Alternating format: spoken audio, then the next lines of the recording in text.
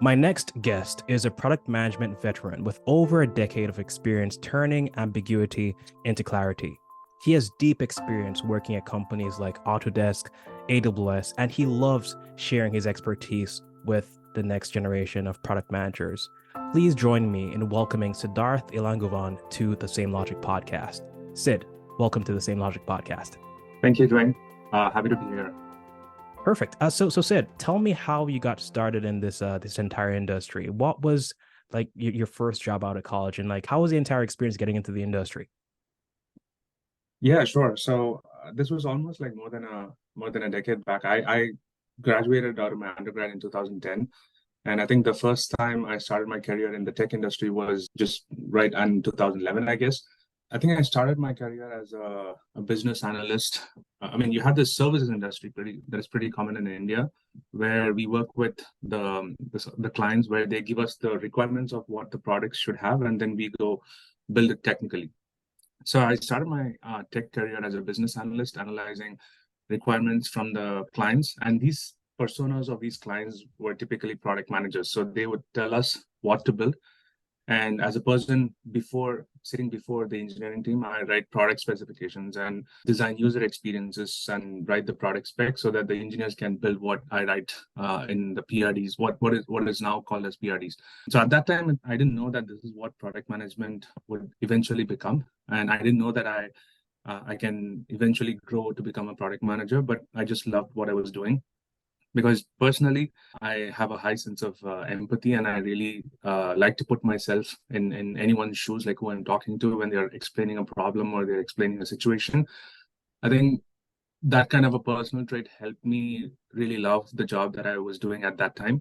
And then over time, like I moved to another company called Plintron back in Chennai. So there it was a telecom software company, and I was doing the same thing for a lot more products for the telecom clients. And then I came to the US for my MBA. I went to ASU, Arizona State University, which is where I interned with Autodesk. And again, there it was product management, with more of like a growth product management, which is now really popular in the product management world. And my project was to increase the number of trial users, number of conversions or subscriptions from trial users. And then I completed my MBA. I joined Amazon right out of college. I joined Amazon Web Services, and I was a senior technical product manager there in the IoT space. Again, aligned really well with what I really love doing it. Doing is being very creative, empathizing. I like to see my products. So I was in the IoT data visualization space, which helped me flex a lot of my creative muscles and the product management muscles. So I enjoyed being a product manager over there.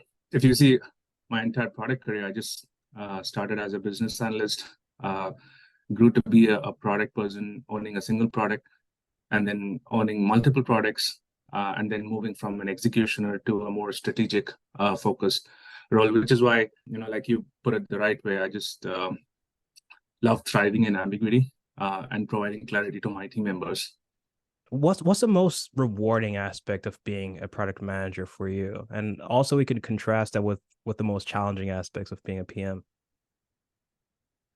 That's a great question. I think for me, the most challenging aspect of being a PM is being able to empathize with the users. Users are nothing but human beings, and it aligns very strongly with my personality of empathizing with people. I think that's why I really love doing it, because you gotta really love doing what you're doing as a job. Otherwise, you're gonna end up burning out. So I think end of the day, being able to tell your colleagues that why a user wants a specific feature, or why they have a problem with a specific experience, by being able to understand their needs and wants and challenges. That's what I really like doing, and that's what my team members value me for, because being the voice of the customer, I sit closest to the customer, and that piece of information is really needed for the rest of the company to go and execute on things.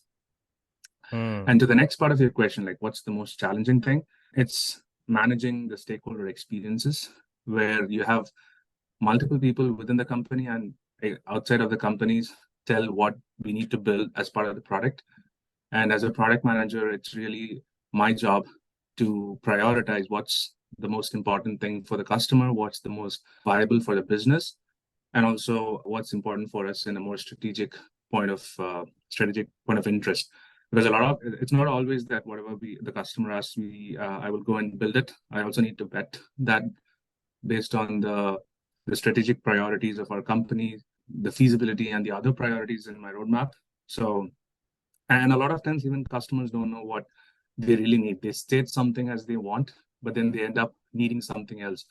So that's where I think my empathy helps me to separate out the needs and wants, where wants is mostly disguised as solutions, but I usually have to sit with them to weed out the problem that they are facing rather than the solution that they want.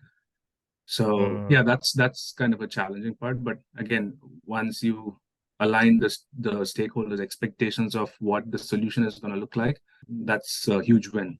When it comes down to user needs as well, like how do you balance user needs along with balancing the goals of the business? Right. That's a great question. So I think a large part of that is driven by the strategy that as a product manager I would create for the product or the product portfolio. And pretty much in any organization that I start with, the first thing that I would like to do is work on the big things, which is like the strategy, to start with strategy, as that is the most ambiguous thing to start with. And once you have the product strategy, that serves as a model to inform what sort of features or what sort of problems that you want to prioritize for your product, given that the customers are just throwing out valuable feedback all over the place. But it is, as a product manager, it is my responsibility to select the problems that I want to prioritize that fits my strategy that I achieved aligned with my stakeholders. So the first part is getting your strategy right as a product manager. I'll dive a little bit on what that strategy looks like. So strategy is like talking to your customers, understanding what you're doing well right now currently, what you have opportunities to improve currently, and how you can improve on those opportunities, because the customers are going to be your source of truth. And there are reasons why your product does well in certain areas among your customers. And there are reasons why your product isn't doing well in certain areas among your customers. So talking to your customers, understanding why it's doing well or why it's not doing well will be very critical in being self-aware about your product, and also understand how that fits in with your company's mission, vision, and its goals. For example, some companies or some products, based on the life cycle of the product, they have user acquisition goals. Some have the revenue goals. So based on those goals, as a product manager, now you have all the information. So you get creative, you understand, and you also, as a product manager, I also read a lot of in news, the trends in the industry. Reddit is a very favorite place for me, where I find information about what the customers are talking about, not just my product, but also the competition's product. And there's a lot of buzz in Reddit. So Reddit is always my go-to place for looking about whether it is a B2B product or B2C product. I find a ton of valuable information on Reddit. So it gives, like, balancing, putting all these different pieces of the canvas together gives me what sort of strategy that I need to take. And then once I prepare the strategy, I review it with the internal stakeholders and move my way up all the way up until the VP buys in. And then once we all align on the strategy, we have like a working model. The next part of having the strategy is like deploying that strategy. So you can come up with a great strategy, but then if the strategy is not being adopted by the company, then it's not as good as like not being existing at all. So the second half is like, how do you deploy that strategy? So you need to repeatedly echo your strategy in a simple, like an elevator pitch sort of framework to every person that you meet for the next couple of months, so that everybody gets your strategy and why you're doing certain things. And then once people start recollecting your strategy, like in meetings, you can hear them, yeah, that's why, we discussed this a couple of months back in one of those meetings. That's when you get feedback that people are now actually thinking to implement your strategy. So now you have your stakeholders alignment. So once you have that alignment achieved through the strategy, then it becomes easier for the product manager to pick the problems that we want to work for the customers. And then it becomes like how we channel the customers' requests that that delivers value to both customers and the business. And when it comes on to like having everything there, you then definitely would have to prioritize what to build, right? How do you determine what things you're supposed to prioritize to build? That's a very complicated question, but put in simple terms, it's both of a science and art. So the science comes in different ways of quantifying impact or estimating the effort. And there are various frameworks that exist out in the industry as best practices. And of course, like every framework has its own challenges, and understanding your company's constraints, funding, strengths, and weaknesses will help you having those quantified impact. But coming to the art of it, it's about having the conviction as a product manager. So as a product manager, like I have been a generalist PM in quite a lot of spaces, and usually I tell people like I go in with the toolkit of product management, where if you throw me in any space, then I would be able to use that toolkit to learn quickly about the customer, and then to learn quickly about the business, and then execute on what the customer wants that delivers value to both customers and business. So going back to that perspective, I think the art is understanding what your customers need, how that industry looks like, how that industry is going to look like in 2-3 years time from now. What are the different other competitions that are coming up in the market? And based on your understanding of what the customer's needs and wants are, you start to develop that conviction. And that conviction becomes your sort of gut feeling as the product manager for that customer persona. And that becomes your art. So a lot of times the data might not be fully satisfactory, but then your gut comes into help to rescue. And as a product manager at a lot of companies, your conviction is also greatly valued and is an expectation that as a product manager you bring to the table, because not always companies have the infrastructure or the resources to get the data that you want. So in those times, how do you make sure that you as a product manager are right in making decisions that will deliver value to both customers and business? So it's a balancing act of both the science and the art of prioritizing what we need to build. And another tip from my experience as I've grown over my career, initially in my earlier days, I used to prioritize solutions. And as I grow more senior in my career, I'm now prioritizing problems to solve and not solutions. So by prioritizing which problems to focus on, that decides like what the next year is going to look like. And the solutions just follow later on. But yeah, that's a key difference I was doing very early on, and now it's been entirely shift towards like prioritizing problems rather than solutions. There are some times where pretty much like the data is saying one thing, but your gut is saying another. How do you handle situations where the data conflicts with your gut instinct? And yeah, do you go more with the qualitative insights or quantitative data? Like, how do you approach this? That's another thing where, as a PM, you encounter this on a I think quite a few oftentimes, because like you have all the dashboards built, and technology can take you to great information and all those things. And pretty much every company is now data driven. So you have all these beautifully built dashboards and all those things, but then until you talk to the customers and until you have those anecdotes coming from the customer, it's not going to tell you the whys behind those numbers. You can see the numbers, you can see the trends going up and down. You can even do a seasonality analysis and the trends analysis and how it compares to last year and all those things. But the whys behind those numbers are going to come from the qualitative data, or the anecdotal or the other feedback that the customers or users are sharing with you. If I were to build a perfect dashboard that connects both these qualitative and quantitative, I would probably annotate the qualitative data and lay over that data on top of the quantitative dashboards that I built, so that, say, when I want to understand a particular trend in what I'm seeing, that qualitative data explains me like why this trend happened.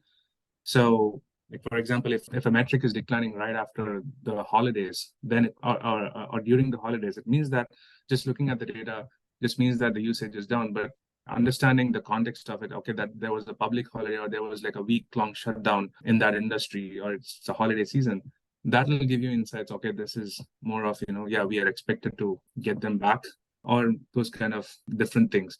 So it's about using both qualitative data and quantitative data together to make sense of why a certain trend is happening or a certain behavior is observed. And where that's concerned, where do you see like the most innovation happening in product management right now? There are like so many things happening in the industry, especially with the advent of AI. But like, yeah, where do you see the most innovation happening in the product management industry? AI has been creating waves of innovation in just the last couple of months, and ever since this year began. But I think AI can be seen as like a feature in all the products, or a vertical, which is like a product in itself, which means like AI is like everywhere, the rows and columns everywhere. So it depends on what sort of a product you're building. But if you ask me like where AI can add value in the world of product management, I think in my opinion, it's like the first thing that we can do already today is to generate the spec docs and all those, the first drafts of our artifacts, like the framework on how you should be thinking about a strategy, or if you're preparing to write a strategy doc or put a strategy deck, then AI tools like ChatGPT and Bard, they can give you great frameworks where you can start getting your first draft. But then that's not the end of it. Like, you will get the first draft, but then it's the human value to it that adds value in being more creative and adding more insights, etc. So apart from in addition to like writing artifacts, I think another area where it could be great is to do root cause analysis of why a metric has declined or why a metric is going up. And usually that's a very manual process in different companies. But I think AI can be a great help by suggesting like where the issue could be when we are observing a downward trend in a particular metric, etc. So that's something that I really wish to see. And another tool is like defining metrics. Like, metrics are just a function of what matters to your business, and what are the inputs to your business, and what your output metric or your business goal is. And based on that, I think not everyone is great in defining metrics. And I think a lot of smaller companies and newer companies and in different corners of the world, everybody needs to be data driven. So they all need to learn how to define the right metric for their business. And I think AI powered tools for metric definitions will be of great value add for all those product managers and founders, so that those people can focus on what matters to their business and not spend too much of time in defining metrics and how to instrument them in their tech stack and building dashboards, all those things. What career advice would you give to your 25-year-old self if you could go back in time? Yeah, I think I would say like lean on your strengths, always be self-aware, because as a professional, and especially being in product management with such an ambiguous job description, like if you go take two product managers role from two different companies, they're not going to be the same. So when this particular field is going to be so variable, I think I would advise my 25-year-old to lean on my strength and be self-aware. And that is not just a one-time process. That's like a journey of how self-aware you are become. And the way you can execute it is to seek continuous feedback, just like how you would do for your product. Seek continuous feedback with your peers, with your stakeholders. Get good mentors in the industry who can benchmark your performance or how you're doing and help you become a better product manager, which is not just specific for getting promotion, but more for becoming a better empathizer. Because I strongly believe product management is a function that leads to becoming great founders and great CEOs who would build the right product that they want to build for their customers. So it's very foundational in becoming an entrepreneur. So yeah, being self-aware, leaning on your strengths, knowing what you're good at, and also knowing that you cannot satisfy everyone in this job function is a very critical aspect for you to go back home and get your peaceful sleep. I love that. This is my last question here. I ask everyone who comes on the show this question. And the question is, what's one weakness that you've turned into your strength? Sure, that's a great question, and it's something that I'm still working on, and I've got a lot better over the years. So going back to the feedback of, being right and having that conviction. So in the earlier days of my career, I'm personally more soft spoken. I hate to disagree with people, but very soon I realized that being in product management, you have to disagree a lot with people. It doesn't mean that you go pick fights with your colleagues, but it's more of, you should not be afraid to challenge them. You should not be able to afraid to stand for your customer, even if the voice is coming from the highest paid person in the room. So I think that was conflicting with my personality. But then eventually I just like how you would work out and do an exercise, I worked out on that area. And in PM, you don't have authority. So how do you push back when you don't have authority, when the other people in the room have a lot of authority? So it's like trust in yourself, believe in yourself that you are the best representative of the customer in the room. And it's what you've been brought to the company to be, the representative of the customer. And make sure that you understand your customer really well, that you speak on behalf of your customer, and don't be afraid to push back, assuming that you've done your homework really well, and have that conviction that you know what the customer wants. And I think the rest of the things, take care of it, because a lot of highly influential people within a company, they'll push back saying, they have stronger personality types, they have better titles, they may be 2 to 3 levels above you, but being as a product manager, bringing the data that your customer, bringing the product data of how your customer is going to use the product and how they think and what the competition is doing, that'll help a lot in pushing back and disagreeing with people when somebody says that this is not going to work or this is going to work. You go in with the data and you push back. So I think that's something that I've actively worked, and I'm happy for people who gave me this feedback in my career.